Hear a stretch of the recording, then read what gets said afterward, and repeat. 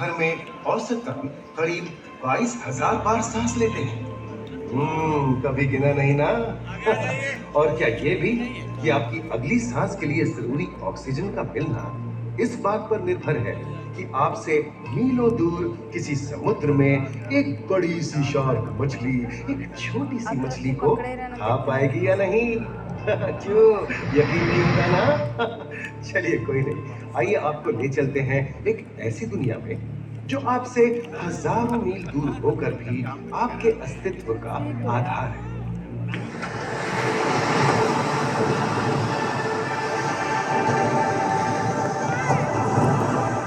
ये महासागर है, मीलों दूर तक फैला हमारे जीवन का केंद्र, जिसका पानी हर देश की सीमा से परे है।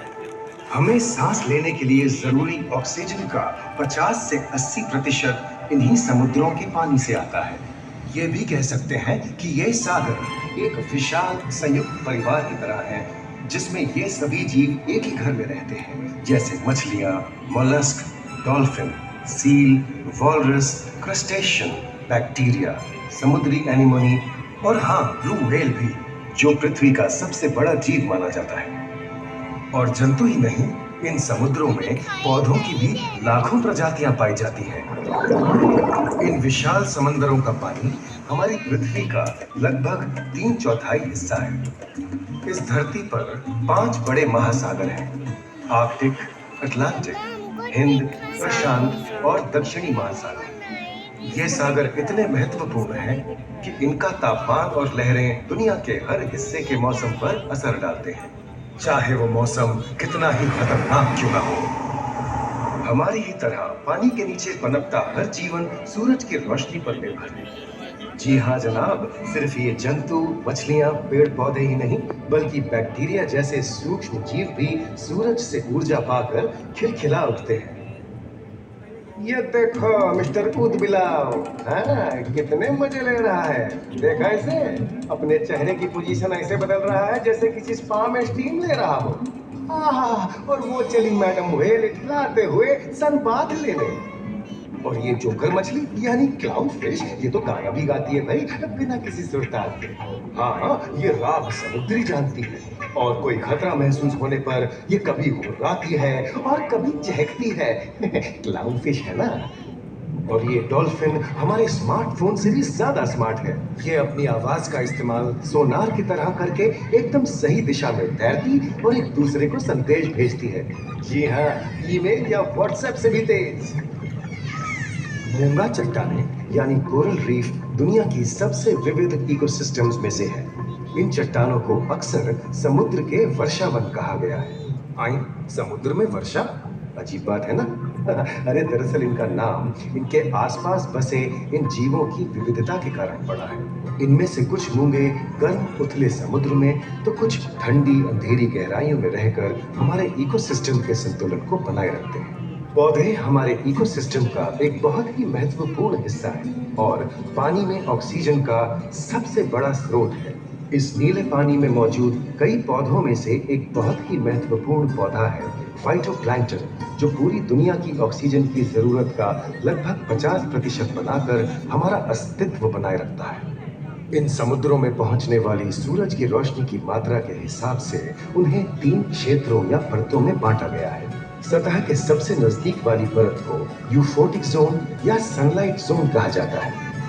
जाहिर है कि यहाँ सूरज की सबसे ज्यादा रोशनी पहुंचती है और 90% समुद्री जीवन इसी परत में मौजूद है। अगली गहरी परत को डिस्पोटिक जोन या ट्वाइलाइट जोन कहा जाता है। इस परत तक सूरज की सिर्फ 1% रोशनी पहुंचती है, जो पौधों के जिंदा रहने के लिए काफी नहीं है। तीसरी और सबसे गहरी परत एफोटिक जोन या मिडनाइट जोन है। यहाँ सूरज की रोशनी बिल्कुल नहीं पहुंचती। ये परत पूरी तरह से अंधेरी और ठंडी होती है, बिल्कुल किसी हॉरर मूवी के सीन जैसी। ये कई जगह पर इतनी गहरी होती है कि यहाँ आसानी से माउंट एवरेस्ट जैसे ऊंचे पहाड़ भी समा सकते हैं। और इसकी सबसे गहरी जगह है प्रशांत महासागर में मरियाना ट्रेंच। महाद्वीपीय तटों के साथ लगे उतने समुद्री इलाकों तक पहुंचना आसान है, लेकिन ये समुद्र का सिर्फ 10% है। समुद्र की गहराई जितनी बढ़ती जाती है, उतने ही वहां के हैरत अंगेज जीव जिन तक पहुंचना मुश्किल होता जाता है। ये समुद्री जीव पहले तो अपनी खूबसूरती से आपको छलते हैं और फिर अचानक एक खतरनाक रूप ले लेते हैं जिनसे बचना मुश्किल ही नहीं, नामुमकिन है। और ये क्या? अचानक ये रोशनी कहां से आई? ओहो, ये तो जेलीफिश का झुंड है जिनकी रोशनी एकदम डिस्को लाइट की तरह लगती है। वाह, ये हुई ना बात। अब सभी बड़ी छोटी मछलियां इन चमचमाती डिस्को लाइट को देखकर पार्टी करने आएंगी। और फिर यही रोशनी उन्हें बेरहमी से दबोचकर उनका शिकार करके अंधेरे में वापस गायब हो जाएगी। लेकिन सभी शिकारियों को छलांगे से लुभाना नहीं पड़ता। सबसे घातक शिकारियों में से है शार्क, जैसे ग्रेट व्हाइट और टाइगर शार्क। शार्क आमतौर पर सूरज ढलने के बाद अंधेरे में शिकार पे निकलती है समुद्री जीवों का यमराज। आज तक शार्क की 500 से ज्यादा प्रजातियों का पता चल चुका है। ये हर तरह के खुले महासागरों में, मूंगे की चट्टानों में, आर्कटिक की बर्फ के नीचे और समुद्र की अंधेरी गहराइयों में पाई जाती है। और ये है समुद्री घोड़ा, जो तबड़क तबड़क नहीं, छप छप छप छप करता है, यानी दौड़ता नहीं, तैरता है। हमने इन समुद्रों के बारे में बहुत कुछ जाना है, पर अभी भी बहुत कुछ जानना बाकी है। ये सागर गहरे और विशाल, ठंडे और अंधेरे में डूबे होते हैं। इन गहराइयों में पनपने वाली 17,000 से अधिक प्रजातियां मानो किसी कल्पना से कम नहीं है। किसी खूबसूरत एंजल की तरह दिखने वाले जीवों के साथ साथ न जाने और क्या-क्या देखने को मिले।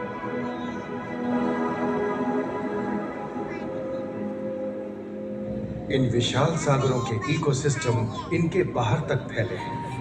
खारे पानी की खाड़ियां, समुद्रों, समुद्र तटों और नमकीन दलदली इलाकों तक।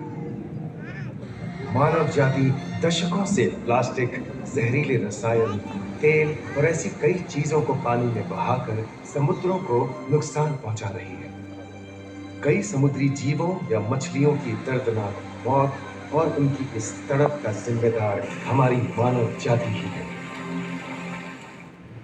पिछले कुछ दशकों में वैज्ञानिक पैमाने पर सामने आए खतरों में से एक बड़ा जलवायु परिवर्तन है, जिससे महासागर गर्म हो रहे हैं और ग्रीन हाउस गैसों की अधिकता और ऑक्सीजन की कमी के कारण इन समुद्रों का अम्लीकरण हो रहा है।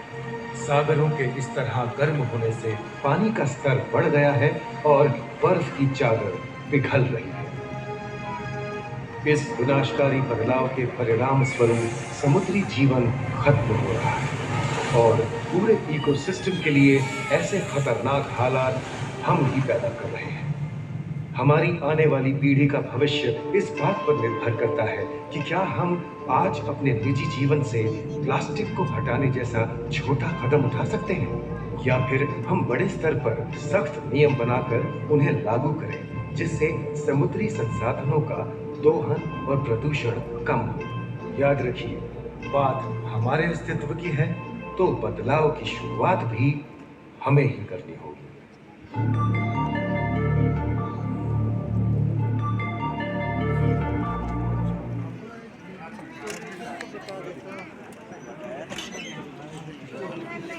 देख लेना।